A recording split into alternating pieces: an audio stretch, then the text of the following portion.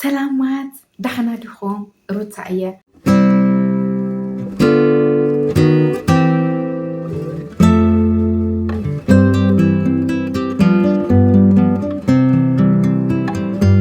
ሎም መዓልቲ ድማ ፍሊፕ ዝበለ ርእሲ ኢና መፂና እኒአና ኣብ ናይ ሎም መዓልቲ ትምህርትና ታይና ክንርኢ ዴይሊ ሩቲንስ ኣብ መዓልታዊ ልምድታትና እንዛረቦም ዘረባታት እንመን እዮም ከመይ ኢልና ኢና ኸ ክንዛረብ ዝብል ኢና ክንርኢ እዚ ክንዛረብ ወይም ድማ እዚ መዓልታዊ ልምድታትና ክንርኢ ከለና ን30 መዓልቲ ንጀመርቲ ጥራሕ ወይም ድማ ንቢግነርስ ጥራሕ ዝተዳለወ ትምህርቲ ኣለና ን30 መዓልቲ ምሳና ዝፀንሑ ጀመርቲ ወይም ድማ ቢግነርስ እኒአውና ማለት እዩ እዚ ከመይ ኢና ክንኸዶ ኣነ ልክዕ እቲ ሓደ ሰንተንስ ምስ ተዛረብኩ ወይም ድማ ምስ ኣንበብኩ ምሳየ ልክዕ ክተንብቡ ኢኹም ማለት እዩ ኣብ መወዳእታ ድማ ዝህበኩም ዕዮ ገዛ ኣሎ እዩ እቲ ዕዮ ገዛ ሰሪዕኩም ድማ ናብ ዝቕፅል ዘሎ ክንራኸብ ከለና ድማ ትገዛ ዕዮ ከመይ ኢና ሰሪሕናዮ ዝብል ብምጅማር ኢናቲ ካልኣዋይ ወይም ድማ መዓልቲ ክልተና ክንጅምር ማለት እዩ ስለዚ መዓልቲ ሓደና ንምጅማር ኩልኹም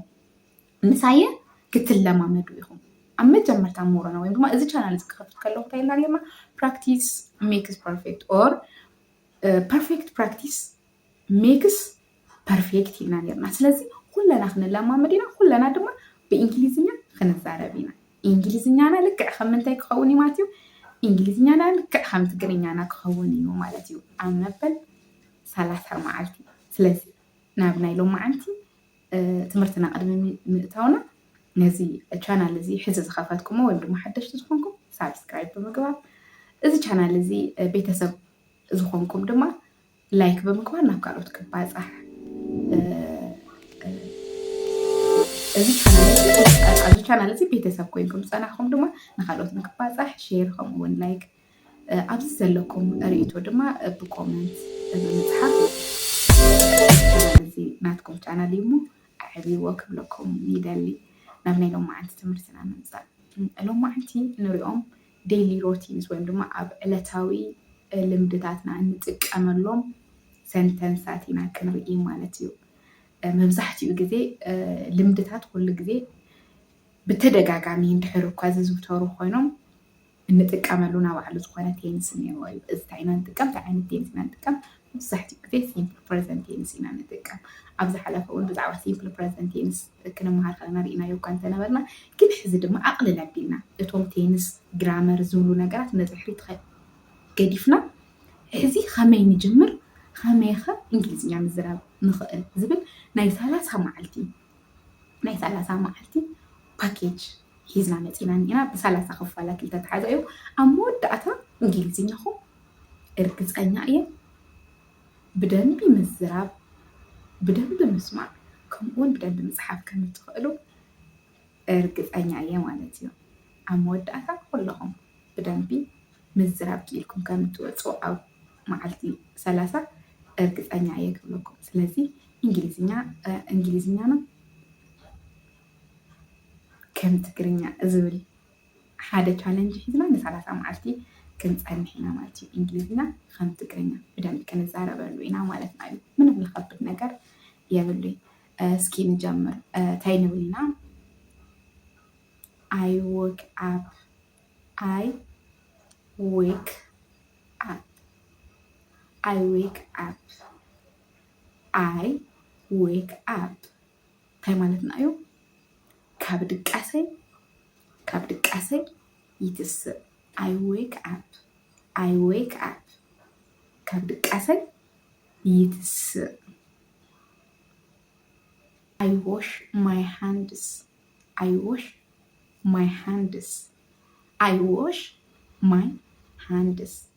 ኣእዳወይ ይሕፀብ I wash my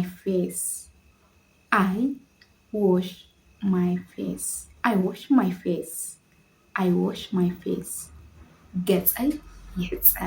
ገፀይ ይሕፀብ I brush my teeth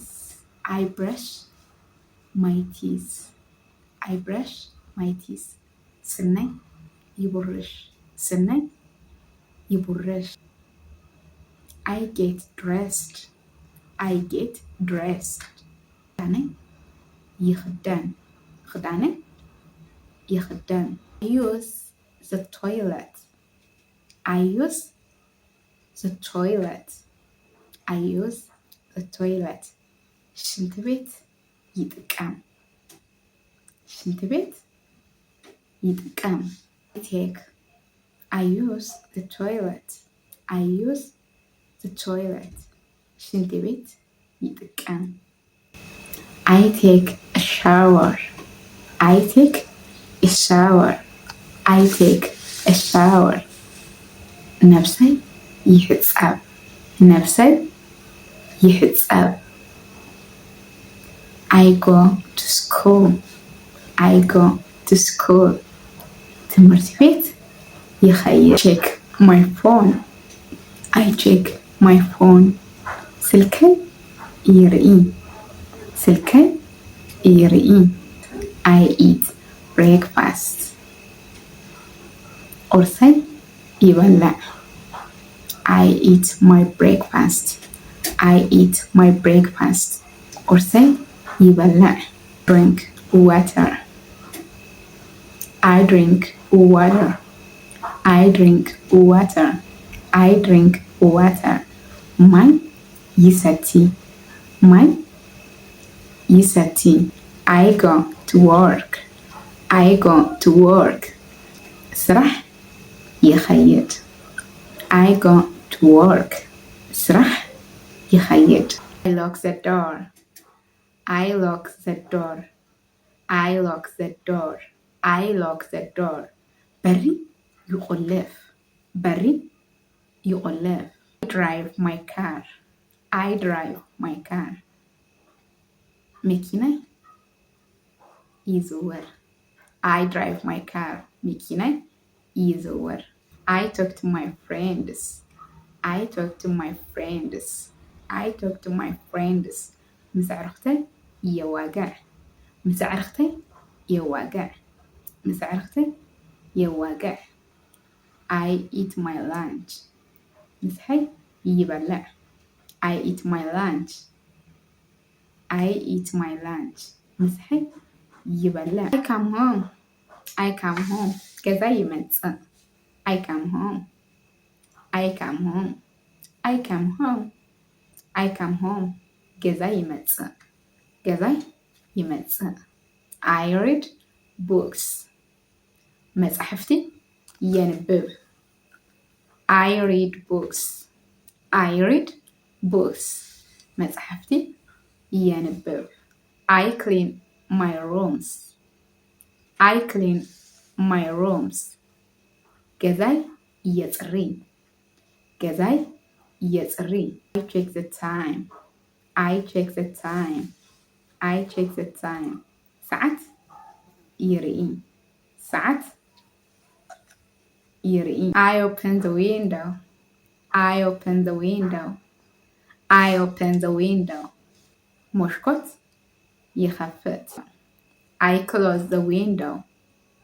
I close the window. መስኮት ይዓጽ I charge my phone. ስልከይ ቻርጅ ይገብር I study English.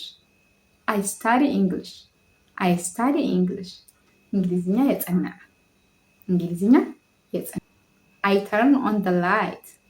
I turn on the light. መብራህቲ የብርህ መብራህቲ የብርህ I turn off the light. I turn off the light. I turn off the light. መብራህቲ የጥፍእ እዚኣቶም እንሎም መዓልቲ ዴይሊ ሮቲንስ ወይም ድማ መዓልታዊ ልምድታትና ክኾኑ ይኽእሉ እዮም ዝበልናዮም ንሎም መዓልቲ ዝረኣናዮም እዮም ኣብ ዝቕፅል ድማ ፓርት 2 ወይም ድማ ካልኣይ መዓልቲ ናይ 30 መዓልቲ እንግሊዝኛ ከም ትግርኛ እንግሊዝኛ ከም ትግርኛ ዝብል ቻሌንጅና ንኻልኣይ መዓልቲ ካሊእ ርእሲ ወይም ድማ ኩሉ ግዜ እንሰርሖም ሕዝውን ንጥቀመሎም እዚኣቶም ተደሚሮም እንግሊዝኛ ምዝራብ ከኽእሉና ይኽእሉ እዮም ዝበልናዮም ቃላት ሓረጋት ከምኡውን ሙሉእ ሓሳባት ሒዝና ክንመጽእ ኢና ቅድሚኡ ግን ካብዞም